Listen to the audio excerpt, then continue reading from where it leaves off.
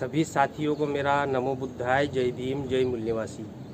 साथियों, अब नए नए विवाद सोशल मीडिया पे खड़े किए जा रहे हैं। कल ही एक वीडियो देखा जिसमें कि कहा गया कि बाबा साहब अम्बेडकर ने ऐसा कहा कि मुझे पढ़े लिखे लोगों ने धोखा दिया। तो ये जो बात कही गई, तो मैं तो ऐसा समझता हूँ कि ये एकेडमिक रूप से जो लोग काम करते हैं तो उनके मन में ही इस तरह के प्रश्न आ सकते हैं कि आखिर ऐसा कहा गया है, कहाँ पे लिखा गया है, कैसा हुआ, क्या हुआ, ये सारी बातें करते हैं। लेकिन एज ए प्रैक्टिकल अगर हम काम करें और जो विशेषकर जो आंदोलन का कार्य करते हैं या आंदोलन से जुड़े हुए लोग होते हैं, उन्हें तो परिस्थितियों को देखकर समय और काल के अनुसार अपनी रणनीति बदलती रहनी पड़ती है, क्योंकि हमें एक गोल है जो हमने डिसाइड किया हुआ है या उद्देश्य डिसाइड किया है, उसको हमें पूरा करना है। तो उसके अनुसार जो है अपनी रणनीति लगातार बदलते रहना पड़ता है।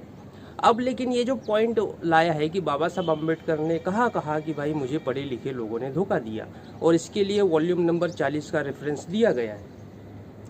तो इसके ऊपर मैं टेक्निकल इसमें नहीं जाऊंगा। मैं जो समाज में काम करते हैं, जो वाकई में आंदोलन चलाना चाहते हैं या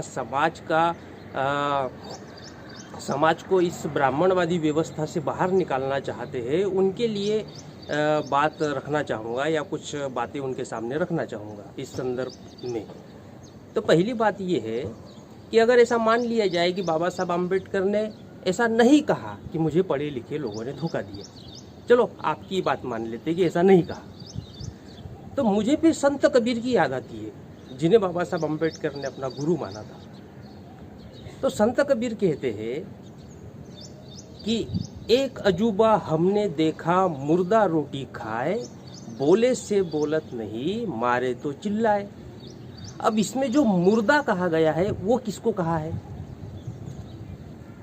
किसे मुर्दा कहा संत कबीर ने? ब्राह्मणों को मुर्दा कहा क्या? एक अजूबा हमने देखा मुर्दा रोटी खाए, बोले से बोलत नहीं, मारे तो चिल्लाए। तो ये मुर्दा किसको कहा और आखिर उन्होंने ये मुर्दा क्यों कहा? तो ऐसा तो नहीं कि संत कबीर पहले ही दिन उन्होंने सोचा कि मैं समाज के लिए काम करूंगा और फिर खड़े हो गए और पहला ही कोटेशन बोल दिया उन्होंने कि मुर्दा रोटी खाए। ऐसा तो हुआ नहीं ना।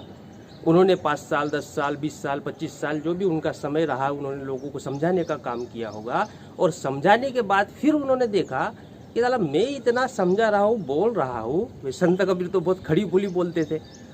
कमेंट में बहुत लोग सलाह देते हैं कि आपने अपने शब्दों पे ध्यान देना चाहिए, लेकिन संत कबीर को अगर गुरु मानेंगे ना तो फिर तो पता नहीं कौन कौन से शब्द निकल जाएंगे। तो वो मुर्दा बहुजन समाज के लोगों के लिए कहा है ना। तो वो करते क्या थे कि आखिर उनको मुर्दा कहना पड़ा? तो संत कबीर ने इतना समझाया, बताया, बोला, उसके बावजूद लोग जो है वो अगर बात नहीं समझ रहे तो फिर संत कबीर को तो डांटना पड़ेगा ना, बोलना पड़ेगा। खड़ी बोली में बोलते थे संत कबीर। जितने खतरनाक तरीके से बात अपनी रखते थे या मिर्ची लगाते थे, उतना तो दूसरे लोग उतना नहीं कर पाए या नहीं कहते थे वैसा, जिन्हें हम महापुरुष कहते हैं। उन महापुरुषों में तो संत कबीर सबसे ज़्यादा खड़ी बोली बोलने वाले व्यक्ति रहे। तो उन्होंने कहा कि उन्होंने मुर्दा शब्द का इस्तेमाल किया। तो होता यह है कि आंदोलन चलाने वालों के सामने परिस्थिति होती है, ये सारी समस्याएं होती है, और उसके अनुसार उसे अपना काम करना पड़ता है। अब आंदोलन चलाने वालों के सामने टारगेट है व्यवस्था परिवर्तन का, और व्यवस्था परिवर्तन के साथ साथ में टारगेट ये है कि हमारा आत्मसम्मान, स्वावलंबी और स्वाभिमानी आंदोलन चले। अब आत्मसम्मान का, स्वाभिमान का और स्वावलंबी आंदोलन चलाने के लिए हमें संसाधन चाहिए होंगे, और वो संसाधन बहुजन समाज से ही आनी चाहिए, जो बुद्धि, हुनर, समय, श्रम, पैसा है। ये 5 संसाधन बहुजन समाज से आएंगे, तब तो वो स्वावलंबी, आत्मसम्मान और स्वाभिमान का आंदोलन चलाया जाएगा। तो ये संसाधन समाज से हमें चाहिए और समाज ये देने को तैयार नहीं है। तो तब क्या करना पड़ेगा? तब तो मुर्दा ही कहना पड़ेगा ना। तो मुर्दा कहेंगे मिर्ची लगेगी, नहीं, करना पड़ेगा। समाज के लिए तो करना पड़ेगा। ये एहसास होगा ना आदमी को पे बैक टू द सोसाइटी का जो कॉन्सेप्ट चलाया था वो इसलिए कि हमारे अंदर ऋण चुकाने की भावना होनी चाहिए। पहली बात तो ये है कि हमारे लोग इस बात को मानते नहीं थे कि उनके ऊपर कोई ऋण है। फील्ड में काम नहीं किया ना जिन लोगों ने, उनको ये बात नहीं समझ में आती है। जो फील्ड में काम करते हैं उनको समझ में आती है कितने धक्के खाने पड़ते हैं। लोगों के बीच में गए तो लोग मानने को तैयार नहीं थे कि बाबा साहब अम्बेडकर की वजह से उन्हें ये सारे अधिकार मिले। वो तो कहते हमारी योग्यता की वजह से, मैंने रात रात भर पढ़ाई की, मैंने सारा अध्ययन किया, मेरे वजह से तुम काहे को हमको बता रहे हो कि तुम्हारे ऊपर ऋण है। ऐसा वो कहते थे। तो ऐसे लोगों को आप क्या कहेंगे? अनुभव है क्या आपके पास में कि समाज में गए और संगठन का निर्माण किया और वो भी स्वाभिमानी संगठन का? किसी की दलाली करने वाले संगठन के निर्माण के लिए घर से नहीं निकले। स्वाभिमानी, आत्मसम्मान और स्वावलंबी संगठन का निर्माण करने के लिए घर से निकले। तो संसाधन समाज से चाहिए और समाज संसाधन देने को तैयार नहीं है। तो अगर मान लो बाबा साहब अम्बेडकर ने नहीं भी कहा कि मुझे पढ़े लिखे लोगों ने धोखा दिया, तो आंदोलन चलाने वाला व्यक्ति वो संत कबीर का एक कोटेशन ले लेता कि मुर्दा कहा। तो कहना तो पड़ता ना। और कहना इसलिए नहीं पड़ता कि उन पढ़े लिखे लोगों को या समाज के किसी भी लोगों को क्रिटिसाइज किया जाए, उनका अपमान किया जाए। अब हम पढ़े लिखे तो क्या हम हमारा अपमान करने के लिए कहा क्या? हमारे अंदर तो वो ऋण की भावना, ऋण चुकाने की भावना निर्माण करने के लिए, और वो चुकाने की भावना निर्माण हुई तब तो समाज का काम कर रहे हैं ना। नहीं तो घंटा किसी की सुनने वाले थे? काहे को सुनते वामन मेश्राम की भी, और काहे को सुनते फलाने ठिकाने की? अपनी जिंदगी जी रहे थे।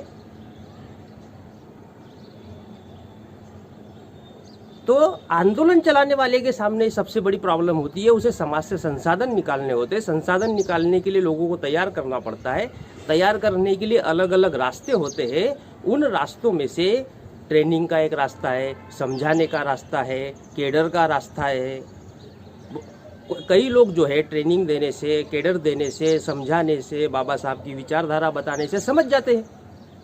और कई लोग जो है उनकी जो चमड़ी होती है ना, वो सुअर की जैसी होती है, नहीं समझ में आता, तो फिर उनको सोटे देने पड़ते हैं। तो सोटे देने के लिए फिर संत कबीर की वाणी का उपयोग करना पड़ता है। क्योंकि देखिए, उद्देश्य व्यवस्था परिवर्तन का है, स्वावलंबी आंदोलन खड़ा करने का है। उस व्यक्ति से कोई पर्सनल दुश्मनी तो है नहीं, लेकिन अगर वो समाज के प्रति नेगेटिव भावना रखता है या समाज के लिए साधन संसाधन निर्माण ही नहीं करना चाहता, वो अपने समाज के प्रति किसी प्रकार की भावना ही नहीं रखता है, तो वैसे आदमी के अचार डालेंगे क्या?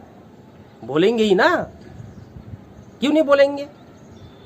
परिवार में भाई रहते हैं, और भाई अगर परिवार के हित के बारे में सोचने के बजाय केवल व्यक्तिगत हित के बारे में सोचे, तो क्या उसको बोलते नहीं है क्या? इसका मतलब वो भाई नहीं रहता है, वो दुश्मन हो जाता है क्या? अरे बोलते इसलिए कि सामूहिक पूरे परिवार के हित के बारे में आप सोचे। और कितना % सोचना है? 5%। बाकी 95 तो अपना ही सोचना है ना। तो समझाना पड़ेगा ना लोगों को। और समझाते समझाते 30-40 साल निकल गए, तब तो ये समाज में ये सारी बात दिखाई दे रही है। और लोगों के बीच में जो है जाओ तो संसाधन के रूप में बहुजन समाज को तैयार करने का अभियान जो चलाया, आज वो दिखाई दे रहा है। तब जाके प्रत्येक व्यक्ति कहता है कि हाँ चलो भाई, समाज के लिए कुछ तो करना चाहिए। नहीं तो पहले तो पूरा का पूरा उल्टा ही बोलते थे, बल्कि समाज में काम करने वालों का मजाक उड़ाते थे।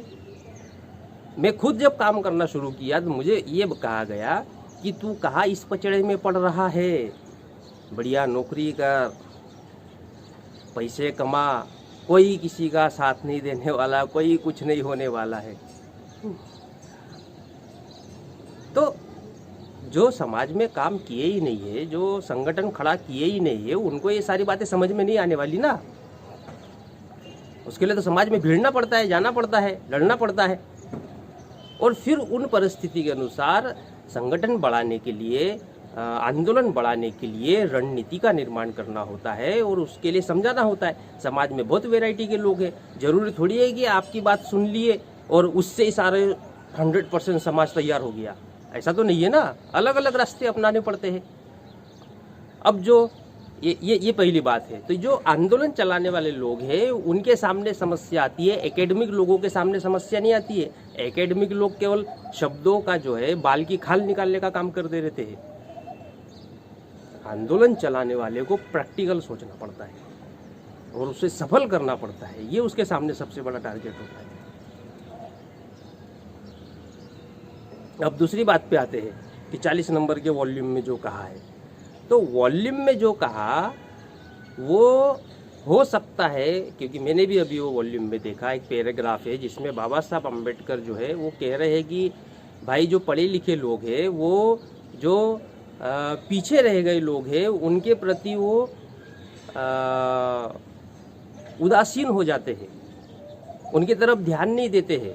ये पोलाइटली भाषा में कही गई बात है, लेकिन हर एक चीज़ जो उनके भाषणों में कही गई है उसी के आधार पर हो ऐसा नहीं कहा जा सकता, बल्कि उन्होंने कई किसी से बातचीत में बात कही होगी, कई किसी के संदर्भ में वो बात आई होगी, या लोगों से इंटरेक्ट हुए होंगे तब ये बात आई होगी, ऐसा भी हो सकता है। अब ये हो गई किताब की चर्चा, लेकिन आपको पता है कि मैं ज़्यादातर जो समाज में जो व्यवहारिक रूप से घटता है उसके बारे में बात करता हूँ। तो चलो उसको अगर हम साइड में कर भी दे, तो आप ये बताइए कि बाबा साहब अम्बेडकर ने 1916 से लेकर 1956 तक 40 साल तक इस आंदोलन को चलाया, लड़ाई लड़ी, संवैधानिक अधिकार दिए, सारा कुछ किया। तो 1956 के बाद में जो पढ़े लिखे लोग थे उन्होंने कौन सा आंदोलन चलाया? चलो बताओ, चलाया? अरे 1926 के बाद में तो जिधर उधर जो है नौकरी पेशा लोग ही आपको दिखे ना, जो चमड़ा साफ करते थे, मरे ढोर का मांस खाते थे, वो फिर पढ़ लिख के जो है सीधे चपरासी की नौकरी, क्लर्क की नौकरी, फलानी की नौकरी, ढिकानी। ऑफिसर तो उस समय बनने का कम ही सोचते थे, क्लर्क बन गए, बहुत बड़ी बात है। तो चलो बाबा साहब ने अगर ऐसा नहीं भी कहा तो प्रैक्टिकल में हुआ क्या? तो प्रैक्टिकल में तो सब अपने बीवी बच्चे और नौकरी और पैसा कमाने के चक्कर में लग गए थे। आंदोलन की तरफ कौन ध्यान दे रहा था? और जो कोई भी लीडरशिप करने वाले लोग अगर थोड़े बहुत तैयार होते थे तो कांग्रेस खरीद लेती थी, वो कांग्रेस के दलाल बना देती थी। कांग्रेस की दलाली करने के लिए कांग्रेस ने तो सारा जो है बहुजन समाज में दलालों का ही निर्माण किया ना। तो 56 के बाद में फिर कोई आंदोलन दिखाई देता है क्या आपको? और अगर नहीं दिखाई देता है तो उस संवैधानिक अधिकारों की वजह से जो लोग पढ़ लिख गए थे उन्होंने किया क्या फिर?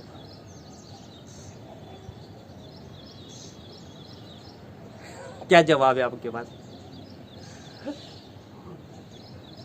तो किया तो कुछ नहीं। फिर जब बामसेप बना 1973 में, यानी 56 से अगर आप वो भी बामसेप 1978 में बना, 73 में कॉन्सेप्ट आया, तो 56 से अगर गणना करें तो 56, 66, 76 और 78, 22 साल बाद बामसेप बना। और वो भी तो गिनती के लोग थे ना जिन्होंने बामसेप बनाया। वो तो धीरे धीरे 10 साल, 15 साल, 20 साल में बढ़ता गया, तब जाके संगठन के रूप में दिखाई दिया। तो 78 में भी तो पढ़े लिखे लोग कर क्या रहे थे? चलो बताओ। चलो बाबा साहब अम्बेडकर ने नहीं कहा कि धोखा दिया, तो फिर कर क्या रहे थे? तो नौकरी कर रहे थे और बीवी बच्चों को पालने का काम कर रहे थे, इसके अलावा कुछ कर नहीं रहे थे। तो अगर मान लो बाबा साहब ने नहीं कहा तो बामसेप के लोग खुद ही कहते पढ़े लिखे लोगों ने बाबा साहब को धोखा दिया। आपको क्या लगता है कि बाबा साहब कहेंगे तो उस बात को बढ़ चढ़ के बताएंगे? और क्या हम नहीं कह सकते क्या? समाज में जो काम कर रहे हो वो नहीं कह सकते क्या? अरे लोगों में सुधार पैदा हो उसके लिए तो कहना ही पड़ेगा ना। सिंपल सी लॉजिक सी बात है। अभी क्या बामसेप ने क्या उसके संबंधित क्या विषय नहीं निकाले? बामसेप ने विषय निकाला, कीमत चुकाए बगैर परिवर्तन संभव नहीं। ये तो बाबा साहब अम्बेडकर ने नहीं कहा था, या कहा भी होगा, लेकिन विषय निकाला ना कि कीमत चुकाए बगैर परिवर्तन संभव नहीं होता है, संभव नहीं है। जो जागृति साधन संसाधनों का निर्माण नहीं कर सकती वो बांझ है। ये विषय तो बामसेप नहीं निकाला, इसके ऊपर लोगों को समझाया। और लोगों ने इस बात को माना कि अगर हम वाकई में अगर हम जागरूक है तो जागरूक होने की निशानी क्या है? तो जागरूक होने की निशानी ये है कि हमने समाज के आंदोलन के लिए, अपने हक अधिकार के आंदोलन के लिए साधन संसाधन देना चाहिए। नहीं साहब, हम तो जागरूक हो गए, आप कर रहे हैं, हाँ हाँ बहुत अच्छा है, बहुत अच्छा है। तो फिर अब समाज का आंदोलन चलाने के लिए बुद्धि चाहिए। नहीं नहीं, वो तो हम नहीं दे सकते। हुनर चाहिए, वो भी हम नहीं दे सकते। समय चाहिए, वो भी हम नहीं दे सकते। पैसा चाहिए, वो भी हम नहीं दे सकते। फिर तुम्हारी जागृति का अचार डालने का। समाज में केडर चला चला के लोग जागृत हो गए, यानी कि हर एक स्टेप पे प्रॉब्लम आती है। पहले तो लोगों को इतिहास जानकारी, महापुरुष कौन है यही नहीं पता था। हमें खुद ही नहीं पता था, हम केवल बाबा साहब बुद्ध को ही जानते थे। हमें तो ज्योतिराव फुले नहीं पता थे, संत कबीर नहीं पता थे, संत रविदास नहीं पता थे, शिवाजी महाराज नहीं पता थे। हमें तो नहीं मालूम था इन महापुरुषों के बारे में। तो पहले तो जागृति नहीं है, तो पहले जागृति देने का काम किया, लोगों में कार्यक्रम लगाए, लोगों को समझाए, डोर टू डोर जाके बामसेप के लोगों ने समझाया, विभिन्न कार्यक्रमों से समझाया। अब जागरूक हो गए साहब, अब जागरूक तो हो गए, जानकारी ले ली, अब संसाधन देने को तैयार नहीं। तो आंदोलन चलाने वाले को ये सारी समस्या आती है, एकेडमिक लोगों को ये समस्या नहीं आती है। तो फिर आंदोलन, फिर ये समस्या है कि जागरूक हो गए लेकिन अब संसाधन नहीं दे रहे। तो फिर विषय निकाला, जो जागृति साधन संसाधनों का निर्माण नहीं कर सकती वो बांझ है। अब जागृति हो गई, साधन संसाधन दे दिए, अब लड़ने भिड़ने को तैयार नहीं है। तो फिर माइक लेके पहुंच जाते, जेल में जाने वालों के लिए क्या कर रहे हो? तो फिर तो फिर उसके लिए भी तो फिर आगे समझाना पड़ेगा ना। तो फिर मेश्राम साहब डायलॉग मारते थे कि सुभाष चंद्र बोस ने कहा, तुम मुझे खून दो मैं तुम्हें आज़ादी दूंगा। वाउन मेश्राम जी ने कहा, तुम 1 रुपया दो मैं तुम्हें आज़ादी दूंगा। यानी साधन संसाधन का निर्माण करो, इस आंदोलन को गांव गांव में ले जाओ, आज़ादी मिल जाएगी। काहे रोते रहते हो? कभी इसके पीछे जा रहे, कभी उसके पीछे जा रहे, कभी किसी का कांग्रेस के पीछे जा रहे, कभी बीजेपी के पीछे जा रहे हैं। काहे के लिए जाते हो? 6 लाख गाँव में आंदोलन को पहुंचाओ, तुम ही इस देश के मालिक हो। चलो, मालिक बनने के बजाय किसी के पिछवाड़े को चाटना और फिर उसके समर्थन में माहौल बनाने का काम करना बौद्धिक बेईमानी है, बौद्धिक बेईमानी। तो साथियों, इस मुद्दे पे मैं इतना ही कहना चाह रहा था कि जो आंदोलन का काम करने वाले लोग होते हैं उनके सामने विभिन्न परेशानियां, अलग तरह की परेशानियां आती है, जिसको उसे पार करना ही करना पड़ता है, क्योंकि उसे आंदोलन सफल करना ये उसकी पहली जिम्मेदारी है।